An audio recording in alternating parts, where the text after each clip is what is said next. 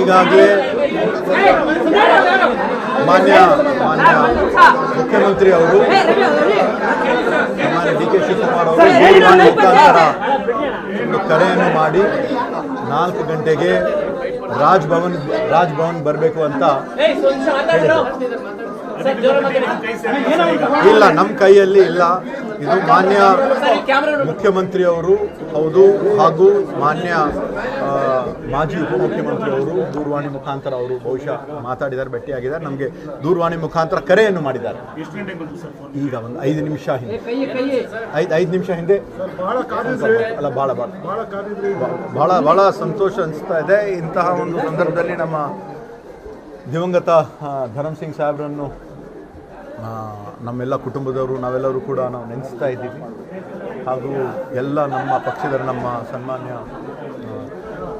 ರಾಹುಲ್ ಗಾಂಧಿ ಅವರು, ನಮ್ಮ ಮತ್ತು ಸೋನಿಯಾ ಗಾಂಧಿ ಅವರು, ಅಖಿಲ ಭಾರತ ಕಾಂಗ್ರೆಸ್ ಸಮಿತಿ ಅಧ್ಯಕ್ಷರಾಗಿರುವಂಥ ಮಲ್ಲಿಕಾರ್ಜುನ್ ಖರ್ಗೆ ಸಾಹೇಬರು, ಸನ್ಮಾನ್ಯ ಸಿದ್ದರಾಮಯ್ಯವರು, ಸನ್ಮಾನ್ಯ ಡಿ ಕೆ ಶಿವಕುಮಾರ್ ಅವರು, ಸನ್ಮಾನ್ಯ ಡಾಕ್ಟರ್ ಪರಮೇಶ್ವರ್ ಅವರು, ಪಕ್ಷದ ಎಲ್ಲ ವರಿಷ್ಠರು ಹಾಗೂ ಎಲ್ಲ ನಾಯಕರಿಗೆ ನನ್ನ ಮೇಲೆ ಒಂದು ವಿಶ್ವಾಸವನ್ನು ಇಟ್ಟಿದ್ದಾರಂತ ಅವ್ರಿಗೆ ನಾನು ಧನ್ಯವಾದ ಹೇಳಲು ಇಷ್ಟಪಡ್ತೇನೆ. ಮತ್ತು ವಿಶೇಷವಾಗಿ ಎಲ್ಲ ಜನರಿಗೆ, ಯಾಕಂದರೆ ಇವತ್ತು ನಾನು ಇಲ್ಲಿ ಇದ್ದೀನಿ ಅಂದರೆ ನಮ್ಮ ಕರ್ನಾಟಕ ರಾಜ್ಯದ ಕಲ್ಯಾಣ ಕರ್ನಾಟಕದ ಕಲಬುರಗಿ ಜಿಲ್ಲೆಯ ಮತ್ತು ವಿಶೇಷವಾಗಿ ಜೇವರ್ಗಿ ಮತಕ್ಷೇತ್ರದ ಪ್ರತಿಯೊಬ್ಬ ಜನರಿಗೆ ನಾನು ಕೈ ಮುಗಿದು ಧನ್ಯವಾದಗಳನ್ನು ಹೇಳಲು ಇಷ್ಟಪಡುತ್ತೇನೆ.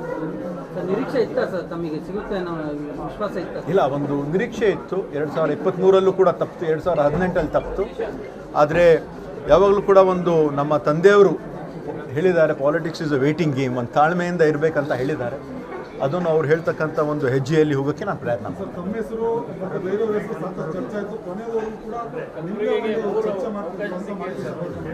ಇವಾಗ ಪಕ್ಷದಲ್ಲಿ ಕೆಲವು ಸತಿ ಭಾಳ ಒಂದು ಒತ್ತಡ ಇರ್ತದೆ, ಹೆಚ್ಚು ಕಡಿಮೆ ಆಗ್ತದೆ. ನಾವೆಲ್ಲ ಒಂದು ಶಿಸ್ತಿನ ಸಿಪಾಯಿ. ನಮ್ಮ ಇವಾಗ 137 ಶಾಸಕರು ನಾವೇನು ಇದ್ದೀವಿ, ಎಲ್ಲರೂ ಸೇರಿ ಪಕ್ಷದ ಒಂದು ತೀರ್ಮಾನಕ್ಕೆ 2023 2018 ಯಾವಾಗಲೂ ಕೂಡ ಭದ್ರವಾಗಿರ್ತೀವಿ ಅಂತ ನಾವು ಹೇಳಿದ್ದೀವಿ. ಆ ಒಂದು ರೀತಿಯಿಂದ ಎಲ್ಲರೂ ಭದ್ರವಾಗಿದ್ದೀವಿ, ಎಲ್ಲರೂ ಜೊತೆಯಾಗಿದ್ದೀವಿ.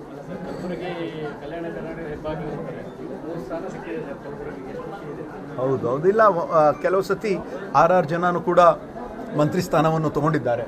ಒಂದು ಸಂದರ್ಭದಲ್ಲಿ ಸನ್ಮಾನ್ಯ ಮಲ್ಲಿಕಾರ್ಜುನ್ ಖರ್ಗೆ ಸಾಹೇಬರು, ದಿವಂಗತ ಧರಮ್ ಸಿಂಗ್ ಸಾಹೇಬರು, ದಿವಂಗತ ಖಮ್ರುಲ್ ಇಸ್ಲಾಂ ಅವರು, ಬಾಬುರಾವ್ ಚಿಂಚಿನ್ಸೂರ್ ಅವರು, ಬಾಬುರಾವ್ ಚೌಹಾಣ್ ಅವರು, ಮತ್ತು ಮಲ್ಕ ರೆಡ್ಡಿ ಅವರು ಕೂಡ ಎಲ್ಲರೂ ಕೂಡ ಒಂದೇ ಸತಿ ಮಾಲಿಕೆ ಗೊತ್ತಿದ್ದಾರೆ. ಅವರೆಲ್ಲ ಒಂದೇ ಟೈಮ್ ಮಂತ್ರಿ ಆಗಿದ್ದರು.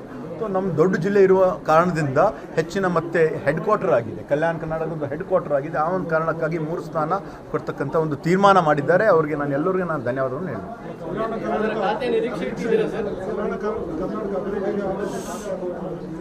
ನೋಡೋಣ, ಅವ್ರವ್ರ ತೀರ್ಮಾನ ಮಾಡ್ತಾರೆ.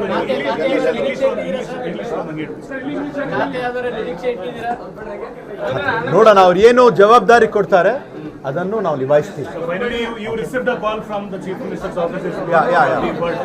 Couple of minutes back, Honorable Chief Minister of Karnataka, Mr. D.K. Shivakumar, called me over the phone and he told that you have to come to Raj Bhavan at 4 o'clock. So very overwhelmed by the news, because we've been waiting for this call from a very long time. In 2018 as well as 2023, I had missed it for one reason or the other. So this time the party has kept faith in our family, in me, and given me an opportunity. So I'll do my best. Any particular portfolio you're looking No, at? I think the party high command will decide on that. Thank you.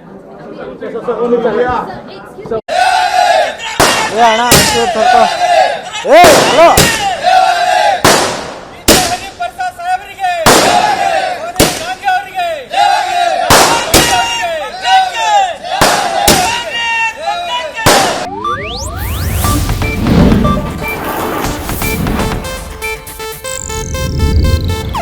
ಇದು Asianet news network ಪ್ರಸ್ತುತಿ.